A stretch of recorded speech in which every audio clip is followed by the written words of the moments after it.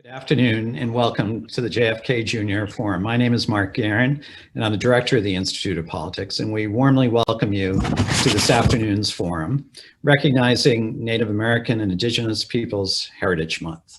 It's an opportunity for us to celebrate the rich and diverse cultures, traditions, and histories, and to acknowledge the significant contributions of Native American people. This month is an opportunity for all of us to learn more and to raise awareness about the unique challenges Indigenous peoples have faced historically and today. And as we acknowledge the land on which Harvard sits as the traditional territory of the Massachusetts people, and a place that has long served as a site for meeting and exchange of nations. Our colleagues at the Ash Center at the Kennedy School have done important work in this space, and we invite you to learn more and visit the Harvard Project on American Indian Economic Development. But this afternoon, we are very, very pleased to welcome Congresswoman Deb Haaland of New Mexico as our forum guest. She is a member of the Pueblo Laguna tribe and a 35th generation New Mexican. She was one of the first two Native American women elected to serve in the United States House of Representatives. And in the Congress, she serves as the chair of the important subcommittee on parks and forests and public lands.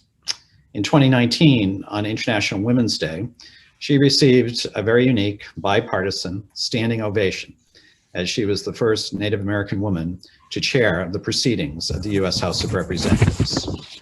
And we're fortunate to welcome as our moderator, our colleague at the Kennedy School, Professor Bilmes, who is the Daniel Patrick Moynihan Senior Lecturer in Public Policy.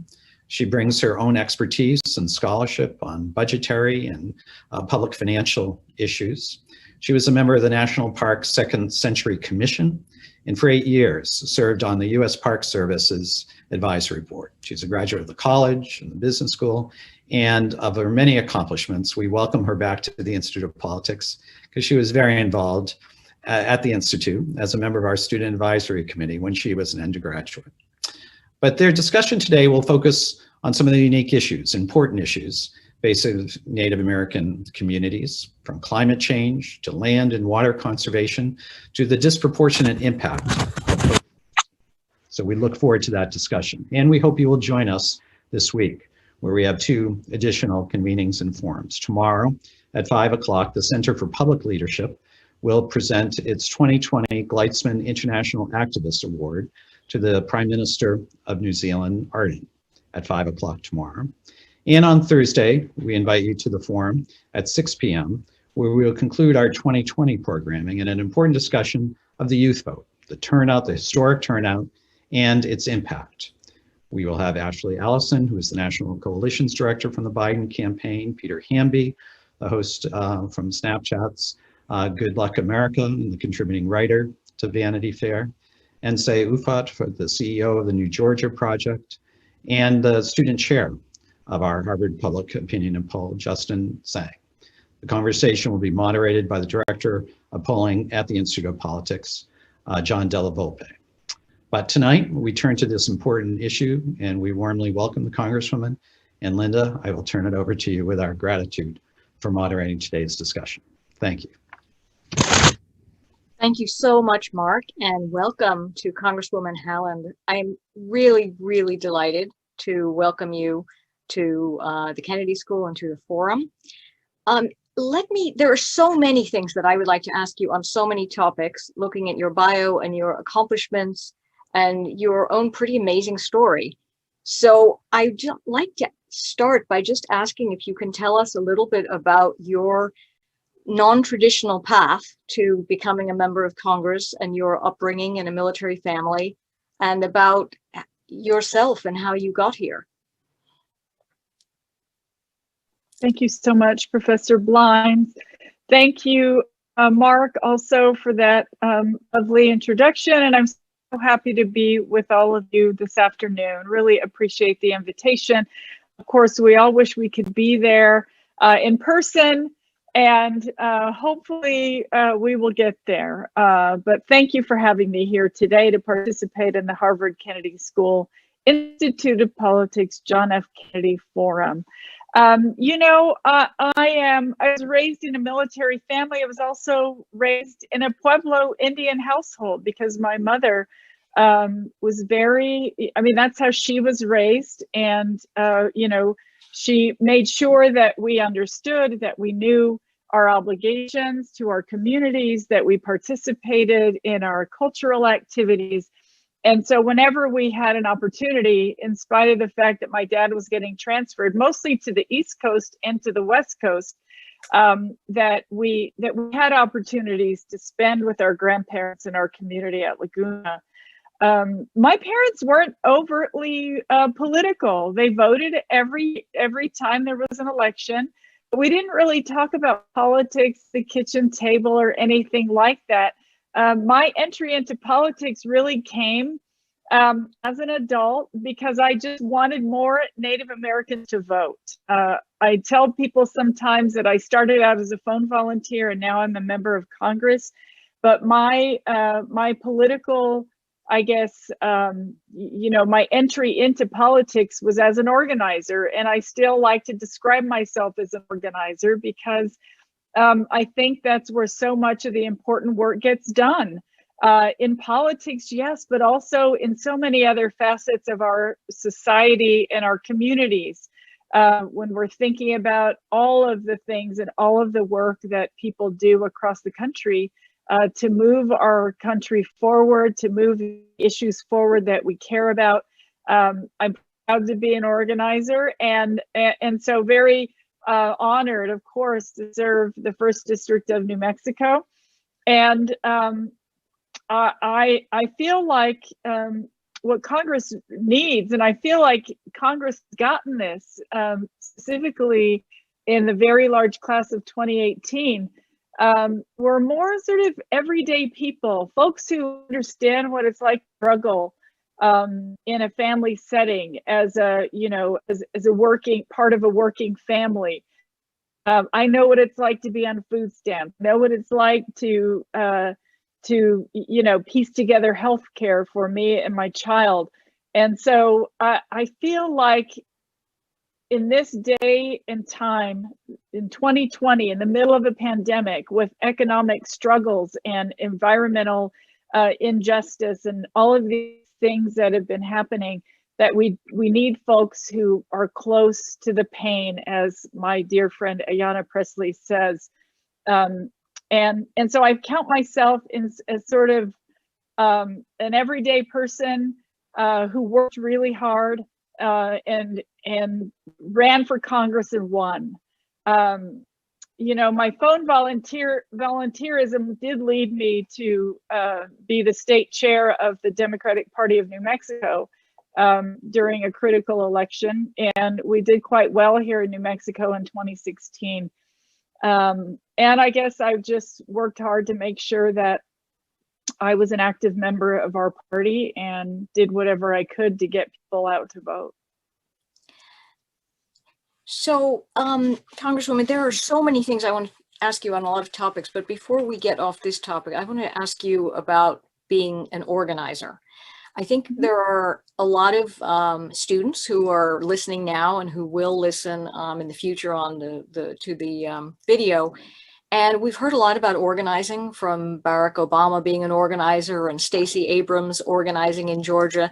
So if I want to grow up to be an organizer, or what does it mean? I mean, what do you do as an organizer, and how do you get to be an organizer? What is the daily, weekly experience? Right.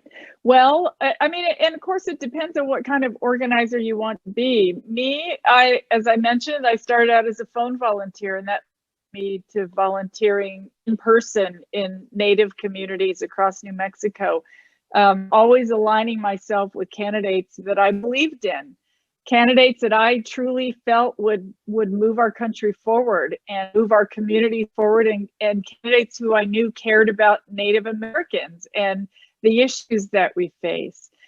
And so, I had volunteered for many, many campaigns before I even realized that somebody had, that it was a paid job.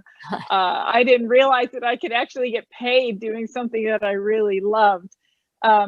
in 2008, I was a full-time volunteer for the Obama campaign, and worked several elections after that. By the time the 2012 re-election campaign came to New Mexico, I was able to apply for and get, become a staff member on that campaign.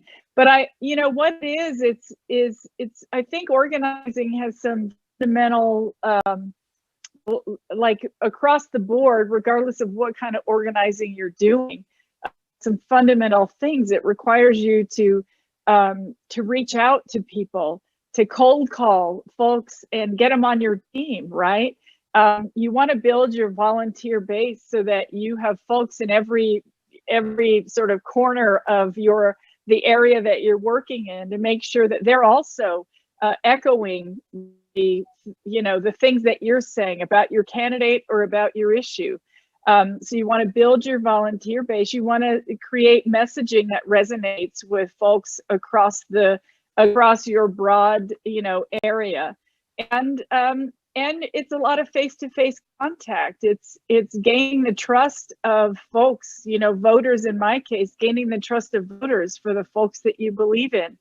And I feel I've been very successful in that area. Meeting them on their terms, and being creative about it, right? When I was organizing in Indian country, we set up booths at the tribal, like the Navajo Nation fairs and the Pueblo feast days. We set up voter registration booths, and we had candidates come and speak to voters. We went to their locations. We went to meet them on their turf, so to speak, so that we could learn more about those communities, and also give them the information that they needed to be able to vote. I've knocked on doors in Pueblo communities where I've registered, a whole extended family, generational family in one home. And I remember one man distinctly standing up and saying, "Thank you. I've always wanted to vote, but I never knew how." So there are people out there who need the information, who want to rely on the information that you want to share with them. And so I just think that, you work hard and make sure that you're reaching out in every way you can. When I was organizing in Indian country, I cooked a lot of food, because that's something that you can get people to come out for. And so I realize it's different in so many communities, but I loved being in Indian country because, I know what it's like to be Native, and I know what it's like to, to converse with folks in those communities. So there you go. The big pots of green chili stew sometimes went a long way with the work that I was doing and getting volunteers to show up for me. So I can feel the passion, and now I'm starting to get a taste for it. So we could do just a minute of role play, just for our students. Mm-hmm. Explain, if I'm someone who hasn't voted before, what's an effective pitch? So you're reaching out to me. I'm sure. Yes. So I have my clipboard. And okay. This form, it's so easy to fill out. I'll tell you something, that we have great candidates on our list of Democrats, and we need your help. We feel very confident that if you vote for these candidates, that they will care about the issues that we care about. I see that you are living in this tribal community subdivision that gets their funding to build houses from the federal government. And I want you to know the candidates that I am supporting will absolutely care deeply about housing and about the housing grants that we can move forward for this tribe to apply for. And we just need your help to make sure that we can get our candidates across the finish line. And once you fill this out, it goes to the county clerk, and you'll be able to vote in the next election. And I can guarantee you that one of us, me or a volunteer, will come by again to make sure that you know exactly where to vote. And we'll make sure that you have a ride to the polls if that's what you need. But your vote matters, your voice matters, and we would love for you to come out and join us. Well, I think you're very persuasive, and if I can have a jar of your Pueblo Salsa, that will that will swing it. Which leads me to my next question, and I wonder if you can tell us a little bit about your work as a small business person. Did you cook? Did you made and sold the Pueblo Salsa? Yes, so it was a project I worked on during the time I was pregnant with my child Soma, and I thought once I have my daughter, and it was happening at the same time I was graduating with my undergraduate degree from UNM. I was big and pregnant during my finals, and thankfully she waited until 4 days after I graduated. But I used to make salsa, and I would take it to any party or event I went to, and everybody really liked it. And they would say, you should jar this. So I thought, okay, I'm going to check this out. So I did all my research. I found some assistance. I found a women's business group that helped me to know exactly what to do. I just started jarring my salsa with my recipe, and started marketing it all over the country. In fact, it used to sell at the Smithsonian gift shop and other places that would carry Native American products. So it was just an idea I had, and in addition to me pushing my salsa all over the country, my daughter and I would hop in my GMC Safari van with cases loaded up in the back and drive around New Mexico to deliver salsa to mom and pop stores and gift shops in Albuquerque and Santa Fe and surrounding areas. So I did a lot of that for several years, and it was I would say that it was a lot of hard work, but that's just me. And it was a lot of fun, and I got to spend time with my daughter. Yes, yes. Well, I would love to taste some. Is it still available? It is not. I sold my company quite a while ago, and I'm not sure what what happened with it. I should just start making it again. We'll see. You should. We'll do a sampling for you here with the students. So, Congresswoman, let me shift topics for a minute now, and I'm going to talk to you about public lands. And there is a lot of interest in public lands and national parks. A lot of my research has been on this topics, and there's a lot of interest in the student body. So as you are, I wanted to talk to you, a question in sort of two parts, but first of all, about the special relationship that Native people have with the land and the special appreciation around land and protecting land. And then more recently about the Trump administration and the Bear Ears Grand Escalante situation. As you know, Bear Ears Grand Escalante was essentially dismantled by the Trump administration, and a lot of it was eliminated. And my question is whether it's possible to kind of pull that back together again, because as I understand it, it's a kind of Humpty Dumpty problem where there are now oil and gas companies that have put toeholds in some of the land. So even getting the whole group of stakeholders together again is a different group of stakeholders. So I wonder if you can talk about that and talk about how you would like to see public lands managed. Well, absolutely. And you give the examples of Bears Ears and Grand Staircase Escalante, which have immense historical significance to Indian tribes in the Southwest. And I can say that my experience with the Trump administration, my experience on the Natural Resources Committee, and as the chair of the Subcommittee on National Parks, Forests, and Public Lands, that the Trump administration has failed miserably to consult with tribes when it comes to any of the public lands. And I mean, getting, working to restore these public lands, I looked into exactly what mechanisms there would be for us if we would have a chance to do that. But you can bet that it would be a worthwhile project. There's also, we passed legislation in the House to protect Chaco Canyon from gas and oil drilling. And of course, Mitch McConnell has not done a thing with it in the Senate.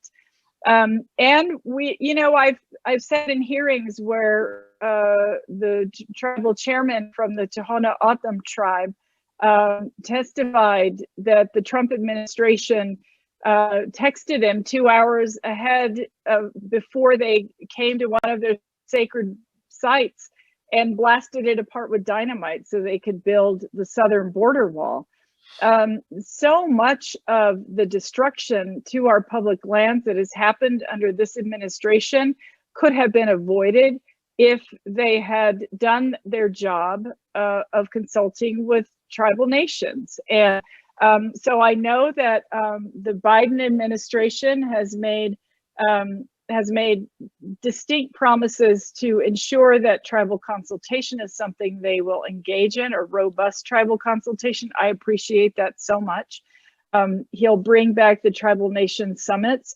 But I feel like with lands that you mentioned, and if anyone has ever been to Bears Ears to hike in those areas and look, hike up to the cliff dwellings where ancient Pueblo homes are still visible there on the sides of the cliffs, you would see that it's no place for oil derricks or drilling, big drilling machinery and things like that. This is a pristine area that, quite frankly, where the bones of our Pueblo ancestors are buried. It's hollowed ground.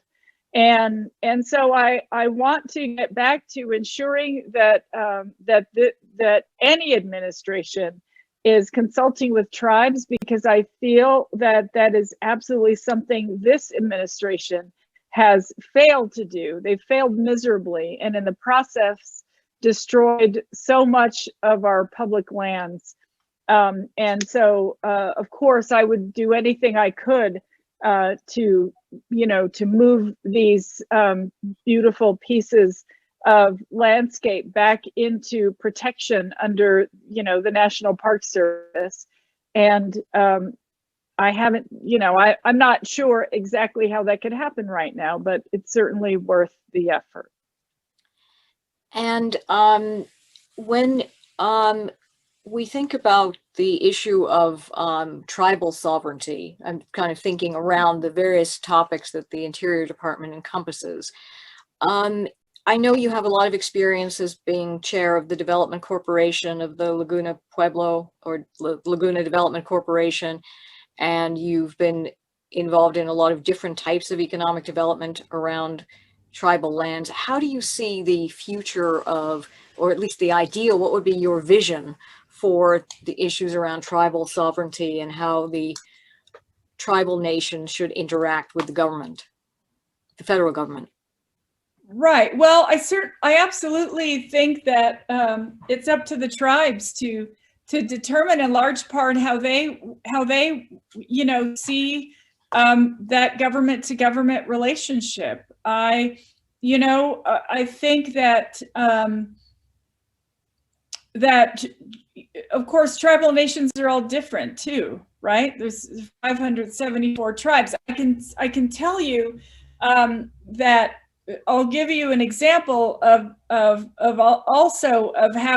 the United States government shouldn't deal with tribes. The Department of the Interior completely completely reorganized everything. Tribal, there's a number of tribal yearly events that tribes will come to Washington, D.C. for. They use that time to visit with members of Congress, to visit with administration folks, heads of departments, so they can talk about their issues. The reorganization of the Department of the Interior, it really threw all of that into disarray, and tribes have had a very difficult time making sure that they are getting in touch with the right people to talk about the issues that they need to. And so so I feel like I'm happy that President-elect Biden is reinstituting the tribal nation summits every year. I think the administration will learn an incredible amount about how they go about ensuring that the tribal voices are heard in Washington, D.C., and it'll be important for all of us to listen. So let me switch gears again a little bit and ask you about the military. Now, I think a lot of Americans are not aware that Native Americans and Alaska Natives serve in the military at 5 times the national average, and have served in every war for the past 200 years.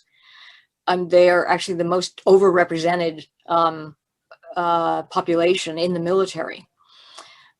And you grew up in a family that experienced that, and you've been active in advocating pay rises for service members of 3% and advocating more parental leave for all federal employees and other things that benefit military families in particular, while at the same time being a progressive and being concerned about the what former Secretary Gates called the culture of endless money in the Pentagon.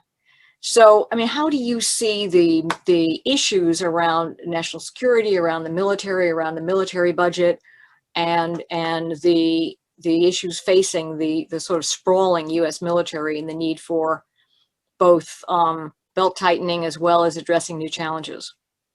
Right. Well, I mean, I could say I don't think we could ever go wrong with ensuring that employees, staff, workers are getting a living wage and getting the benefits that they deserve. And so I think that raising wages is always a good plan, because it helps our economy and it helps people to achieve success. There are some things I think that are worthwhile in spending with respect to our military. A couple of issues that I've supported are pilot programs for renewable energy projects in military housing and things like this. We started my mom, she was in the Navy, and they made her get out of the Navy when she became pregnant. That's how it used to be back in the 50s. You couldn't serve if you were pregnant. And so now we've been working hard to make sure that women are represented in the higher ranks. So we're doing all we can to take obstacles away from women so that they can move up the ladder. And one of the things we did was institute we're calling it Rent the Camo. It's so military women service members can essentially rent maternity wear and then turn it back in when they no longer need it. It was costing them thousands and thousands of dollars to buy maternity wear, because there's uniforms for different seasons, for different events, for different, times of their various trimesters. And so we felt that was one way we could help. So I think that in this new era where we need to ensure that we're saving our planet from climate change, the military can play a very large role in that. In this era where we're trying to eliminate racial injustice and gender injustice, quite frankly, that we can help the military to, to move forward and support the things that they need to support. And I think by ensuring that everyone is making a living wage along with their benefits, that this is going to help our country to move forward. Thank you. Amen to that. I think that at this point, I should take the conversation a little bit more to the Southwest. And one of the things I wanted to ask you about is that, as I understand it, I want to ask you both about issues, and that I think that in New Mexico, your state is bringing an all-female U.S. House delegation to Washington in 2021. And the state legislature is majority women, and your past 2 governors have been Latina women. And you're the first Native American woman in Congress. So why and how are women and people of color having so much success in New Mexico, and what can we learn from that? And particularly for many of the women in the audience, I think we are really interested in hearing this. We have not done nearly as well here in Massachusetts. Well, I mean, we're a majority minority state, for one. We're a multicultural state, for 2. And so I feel like New Mexico is a place where organizing there's a rich history of organizing all over New Mexico, and particularly in the Democratic Party.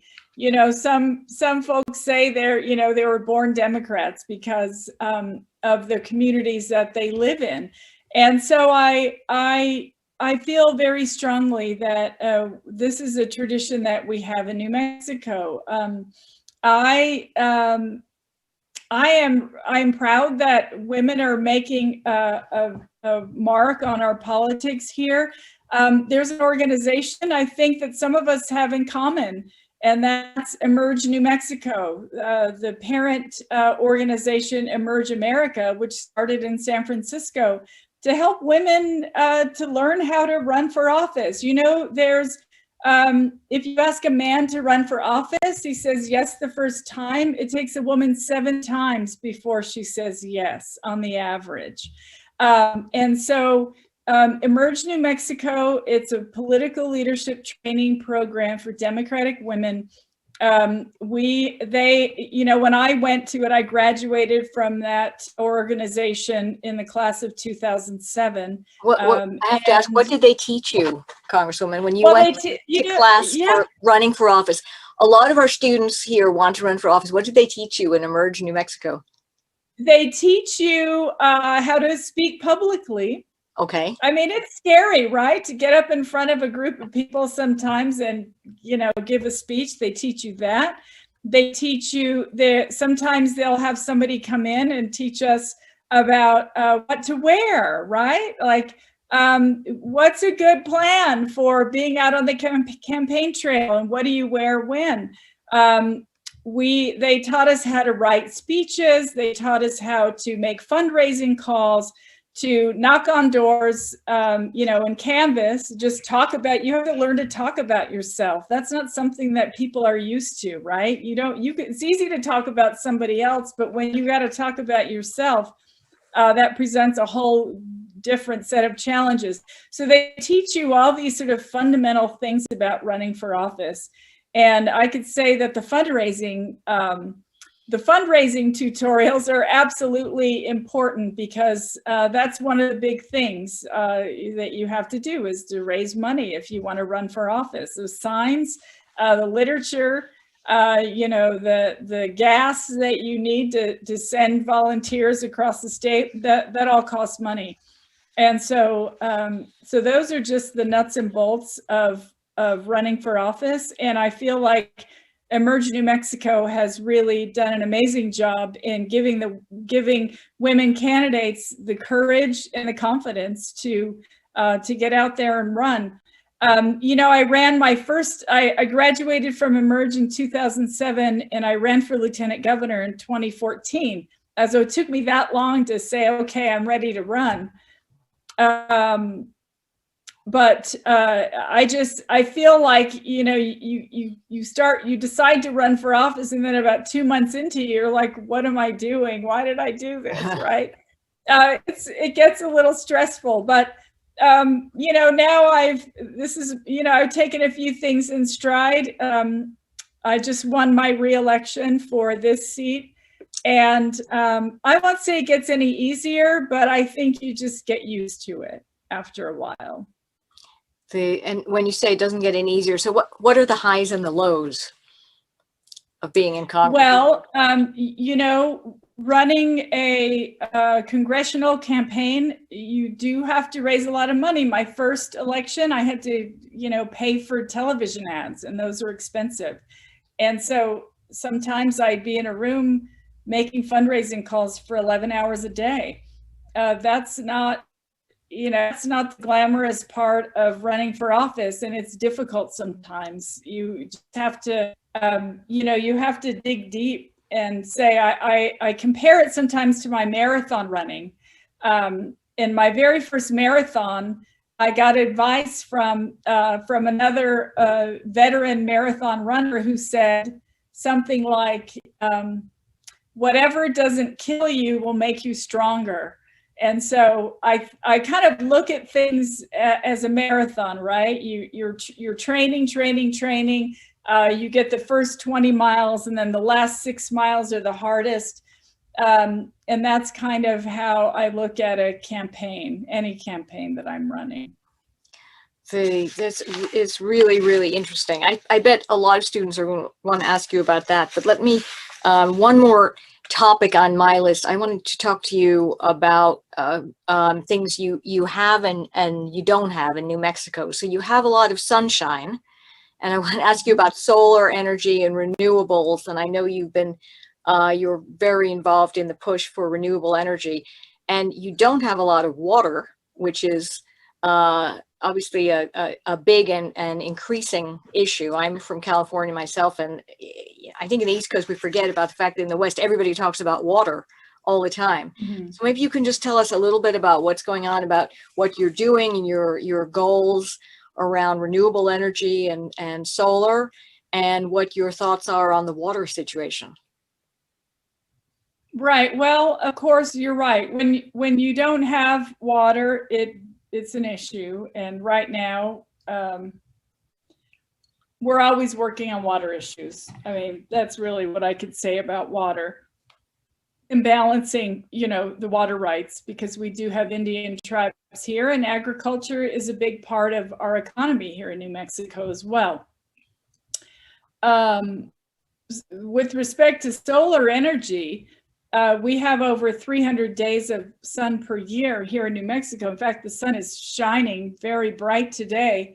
And I feel like, and we have a lot of wind. In case if anyone's ever been to New Mexico, especially in the spring, you know that the wind is fierce.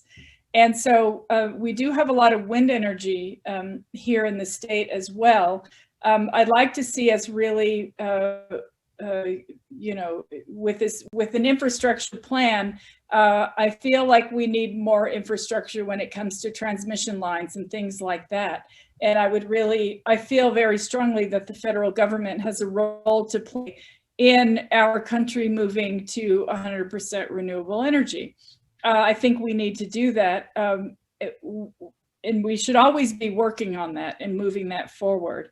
I was able to get solar on my house just last week. So really happy that that is available, right? The problem is we need it for so many people.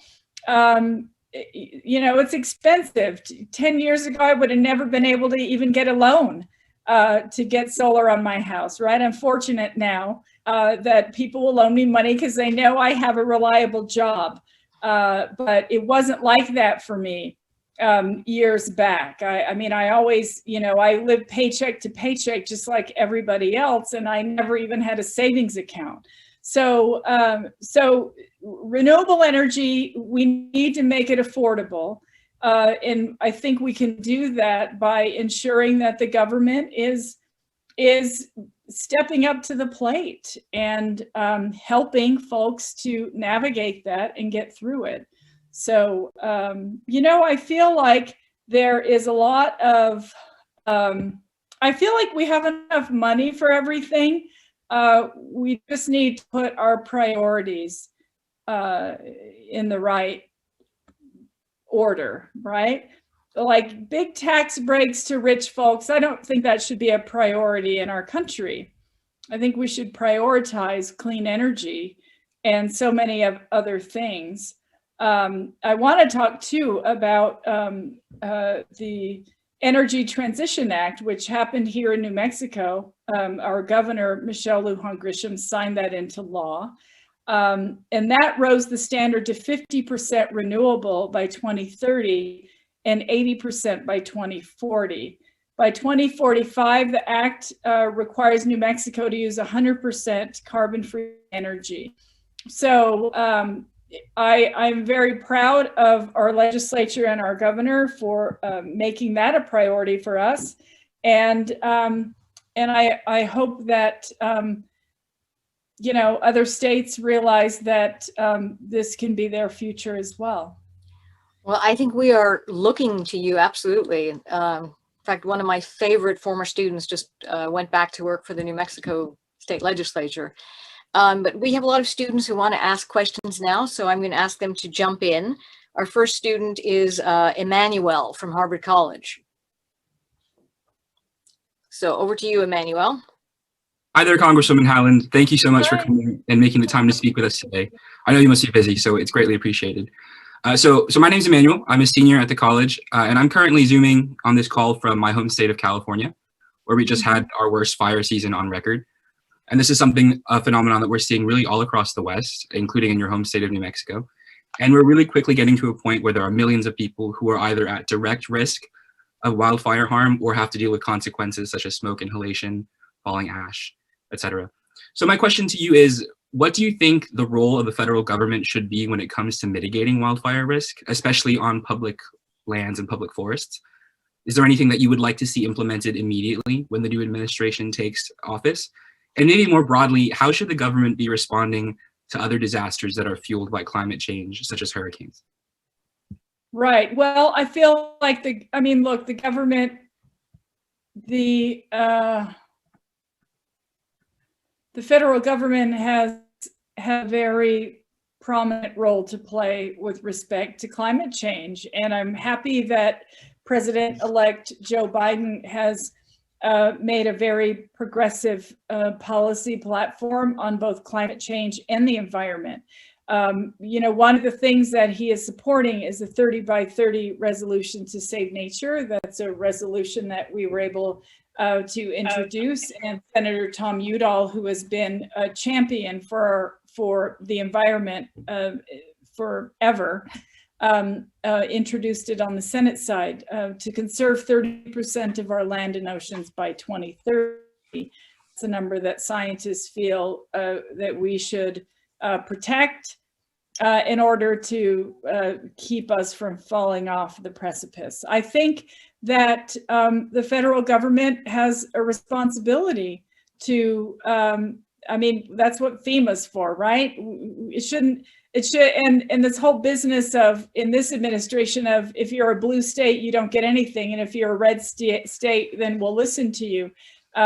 We obviously need a president who feels that we're the United States and we need to care for everybody in our country. I think that more funding needs to go to the Forest Service and to our public lands to make sure that we're able to manage our forests in a much better way. You know, I know that when I think about Indian tribes and the way they manage their forests, I read an essay long time ago about tribes in the Northeast who manicured their forests. They would go in and clean their forests, the forest floors. I think we need to give some deep thought as to how we are doing the work and making sure that the federal government commits to the funding that we need to make it happen. I mean, the federal government has a general responsibility, of course, also to respond to fires, and they just need to do more. You know, as the chair of, well, I should say, in our Natural Resources Committee, we've had a number of hearings about forest fires, about wildfires, about how folks can, you know, keep their homes safer from fire. You know, folks who were talking about the kind of shrubbery they should plant around their homes, and about various things that we should do. So I think as a country, we just need to sort of get together and decide that we should do everything we can to ensure that we're keeping, you know, keeping the danger down as much as we can by taking action ahead of time. Thank you. Thank you. Great question, Emmanuel. So we're going now to Maddie from the Kennedy School. Hi there. Thanks for all of this. My name is Maddie. I'm at the Kennedy School in my first year. And my question, I was really struck by the way you talk about organizing. I was an organizer in 2018, and I knocked tons and tons of doors. And this past cycle, we couldn't do that. And I think that organizing is probably going to look really different for a long time. So when you talk about organizing and meeting people where they're at, which I think is one of the most impactful parts of politics, what does that look like now in COVID? And what do you think that looks like for you and for organizers coming up on 2022?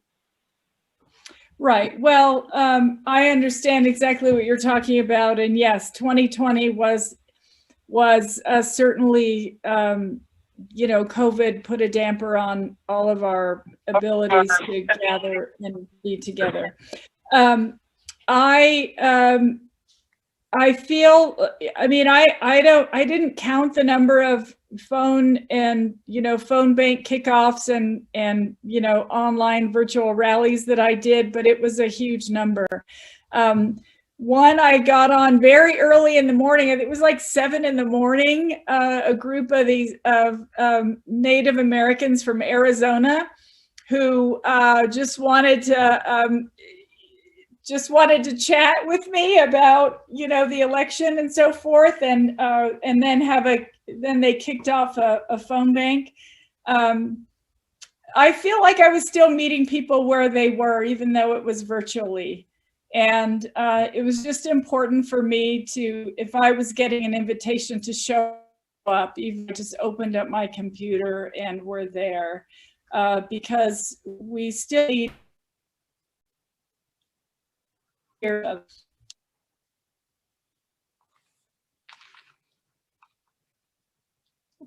while before it's safe to go out again. But I'm, you know, by 2022, that we'll be able to gather again.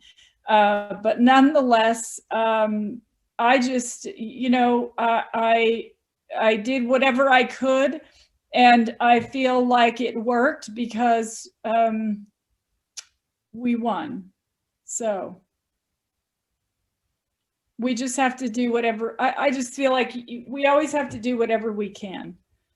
And yeah, it's going to look different for a while, but hopefully in the next cycle in 2 years, we'll kind of get back to normal again. Thank you, Maddie. We are so with you on this question, as all of our students are online all over the world right now. It's been quite a year. So I'm going to go now to Arjun from Harvard College. Hi, Arjun. Hi, Congresswoman. Thank you so much for your time. My name is Arjun. I'm a first-year student at the college. My question kind of revolves around some of the information that I've heard from you in previous interviews where you've shed some light on, the disproportionate statistics of violence against women, poverty, mental health challenges inside of the Native American community. And I was wondering how, in a perfect world, you would see national level legislation tailored to meet these needs, and then perhaps in a more realistic sense, what you can do with the current system in order to make sure that these really pressing needs are being addressed.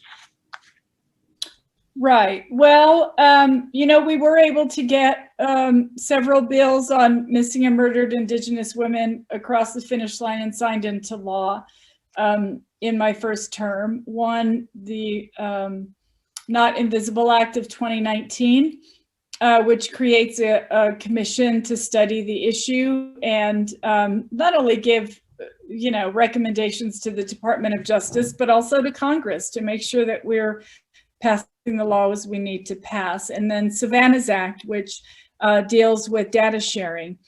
I feel like some folks might not realize that the missing and murdered Indigenous women crisis has been happening since the Europeans came to this country in the late 1400s. That's how long Native women have been raped and assaulted and murdered and kidnapped and everything else. And so it's not going to be an issue that is remedied with 2 pieces of legislation. We're going to have to continue to keep working on this. And I think that the more we get, if we pass these 2 pieces of legislation, that will inform us on the next 2 and the next 2 and the next 2. So I'm not sure if that answers your full question or if there was something more that I should say. No, that's fantastic. Thank you. Thank you. Thank you, Arjun. It's a very important question, and as an aside, the seminar I co-lead with Cornell Brooks on financing and restorative justice. We're looking at some of these issues. I really agree with the Congresswoman. It's not as if one single piece of legislation is going to be a panacea for 35 generations of occurrences. So let's go to Gerben now. Gerben, who is at the Harvard Kennedy School and is actually in my introductory public finance course. Yes, thank you, Professor Bilmes, and thank you, Representative Haaland. I'm a former Park Service employee in the Department of Interior, but wanted to ask actually about the BIA, or Bureau of Indian Affairs. To what extent is the Bureau of Indian Affairs correctly housed and appropriately housed within the Department of the Interior? And if it's appropriate, why? And if not, should it be its own agency or should it fit within a different department? I'm curious on your perspectives there and what some of the priorities should be. Well, I think that, I haven't really thought about that, if it's appropriately housed or not, but I feel like whoever is, I think that tribal needs can be met where it is if the department, followed its own mission statement, so to speak. I was in we had a hearing, an oversight hearing, where we invited the Secretary of Interior to sit before us, and I read out a definition of tribal consultation and asked him if he agreed with it, and all he said was, "I agree that it's a definition." And I said, "It's your definition. It's the definition for the Department of the Interior. You should know that and live by it, right?" And I just feel like tribal needs can be met the way things are if you have the people in office doing things who are going to pay attention and put the needs of tribes first. The Interior has the largest responsibilities to Indian country than any other agency. But the biggest issue that we've seen, and you probably, you may know about the Broken Promises report that was put out by the U.S. Commission on Civil Rights that talked about the underfunding that has plagued Indian country for decades and decades and decades. So, in exchange for the millions and millions and millions and millions of acres of land that is the United States that tribes forfeited so that this country of the United States could grow, they exchanged that for promises through treaties, through executive orders, through acts of Congress. And the federal government has just not lived up to those promises. So, I think that it's time, and I'd like to see the U.S. government live up to its trust responsibilities. One of the ways they start doing that is by ensuring that the funding for Indian country is there. And then, of course, the folks who were leading the Department of the Interior and the BIA, for example, actually work to ensure that tribal nations have a seat at the table. And I think the best way to help Indian country and to make sure that we're living up to those trust responsibilities is to include them in the conversation so that we can meet their needs in the proper manner. So I really appreciate that question, and thank you for your service to our country. Thank you, Gerben. So I think we have time for one more audience question, and we're going to go to Eric from Harvard College. Hi, Eric. Hi, thank you. And thank you, Congresswoman, for being here and doing this chat with us. My name's Eric. I'm a senior at the college from New Jersey.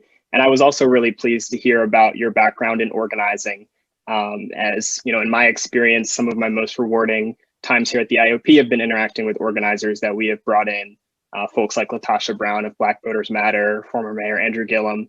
And this cycle got involved organizing myself, starting out with the Warren campaign, which I know you are familiar with as well. So my question for you is, now that you've transitioned from strictly organizing to now organizing and governing, what has been kind of the biggest challenge for you in that transition from organizing to governing, and how have you kind of worked to overcome that? Right. Well, I'll tell you, I don't get to organize as much, during the campaigns and so forth. I don't get to travel as much as I used to. I don't get to interact as much as I used to. And that's because my focus has to be in other areas. But I think that, what organizing taught me is that you should always go to the people and ask questions. You should always, before we think about drafting a piece of legislation, we need to get out there and make sure that we're asking the people, what do you think about this? Asking the workers, what do you think about this? What if we did a piece of legislation that looked like this? Tell us what you think about it. Give us the feedback that you think we need to hear. The same goes for allied organizations. If we are, working like our Gig is Up Act, right? We didn't want gig workers to be taken advantage of.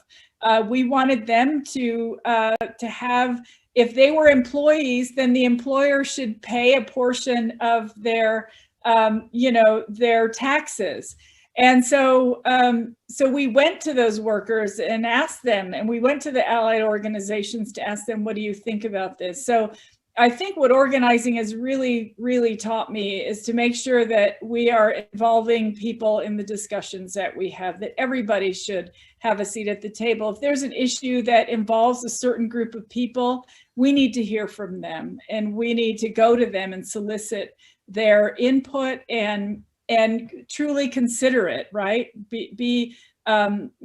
we want them as essentially as partners in moving things forward. So so I don't know if that would have happened if I hadn't have had so much experience in knowing that, you know, being out there, going to people and asking them what they think about things. Because when you're out, you know, when you're out knocking on doors, yes, you're asking somebody for their vote. You're asking somebody for something, you know, support or their vote or whatever it is. And they deserve to feel like they can trust you, right? They deserve to feel like what you're saying is truthful and you're transparent and all of those things. So I think it's a really, I think it's a relationship together. And I feel that very strongly in the work that we do in Congress, and really, you know, us bringing in witnesses to testify, us soliciting information from folks across the country on various topics that we want to, you know, write legislation about. That happens in the committee room as well. Thank you very much. Thank you. Well, thank you, Eric. And Congresswoman, I think you can see we have, if you ever have a down day, you can always come back to the Kennedy School and the Institute of Politics at Harvard and talk to our students who are so uplifting. They give you a great deal of hope in the future. And we are so incredibly grateful for having some of your time today. You were such a trailblazer, and I think that your conversation, particularly as you could hear, there was a lot of interest in your work as an organizer. A lot of young people are trying to figure out how to do that and how to do it effectively. And we, if I can put in like a personal pitch, I think if you need to hire anyone for your congressional staff, there's some awesome students out here who might love to be interning with you. And I don't know if I turn it back over to Mark now, or if we kind of wish you Godspeed and thank you so much for everything that you have done and that you will be doing in the next few years. Where it's really, really a pleasure to have you speak to us today. Thank you. It's been my pleasure. Thank you. Thank you very much, Congresswoman, and thank you, Linda, for excellent moderating and great questions from our students. Have a good day. Great. Bye, everyone.